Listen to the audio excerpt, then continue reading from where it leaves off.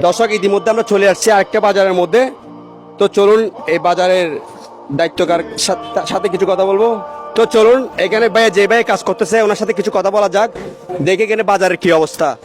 ভাই কেমন আছেন? আসসালামু আলাইকুম, ভালো আছি। আপনার নাম কি ভাইয়া? আমার নাম মোহাম্মদ ফয়সাল।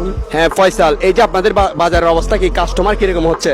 মোটামুটি খরচের দাম একটু সামথিং কারণে গরুগুলো বিক্রি হচ্ছে না, এমনকি সুন্দর অনুযায়ী টাকা নিচ্ছি না, কষাই মাপা মাংস হিসেবে আমরা টাকা নিচ্ছি। কিন্তু হ্যাঁ হ্যাঁ, কোরবানি ঈদের মৌসুম কিন্তু কুরবানি ঈদের গরু তো মনে করো আপনি মন হিসেব করবেন না, কুরবানি ঈদের গরু সুন্দর উপর আমি নিজে মন হিসেব করে দেওয়ার জন্য মনে করো হ্যাঁ। আনছি, যে মনে করো যারা কুরবানি দিবে এই জন্য আনছি, যে শুধু মাংস অনুযায়ী টাকা নিচ্ছি, কিন্তু চাহিদা অনুযায়ী সৌন্দর্য দিয়ে নিচ্ছি না, এমনকি মনে করো অবাধ দামও দিয়ে আমি নিচ্ছি না। কিন্তু হ্যাঁ, দেখা যায় কাস্টমার এনে জিতে আপনাদের গরুগুলো অনেক সুন্দর আছে। এগুলো কোন এক একটা গরু কোন জায়গা থেকে আনছেন?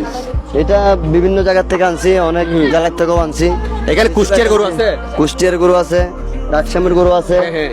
মানে আরো দুই তিন তো এক একটা গরুর নাম নাম কি লাগছেন এই বছর, নাম কি? এখানে পাকলা, হ্যাঁ ওসিম, কোসিম, এখানে এক একটা মনে করো পিজিএন থেকে শুরু করলে গরু যতগুলো নাম আছে সব এপিমেন্ট গরু। তো এখানে মানে আপনাদের এখানে বাট কয় টাকা দামের, হাইস্ট কত টাকার দামের গরু লাখ আছে? থেকে 1.5 লাখ পর্যন্ত গরু, আর উপরও নাই, লাখের নিচেও নাই। হ্যাঁ। এর ভিতর গরু আপনাদের লোকেশন কি বলে দেন? লোকেশন আমাদের পূর্ব সৈন্যগর আশিখানি ডিগ্রি কলেজ, চট্টগ্রাম 3 নম্বর ওয়ার্ড।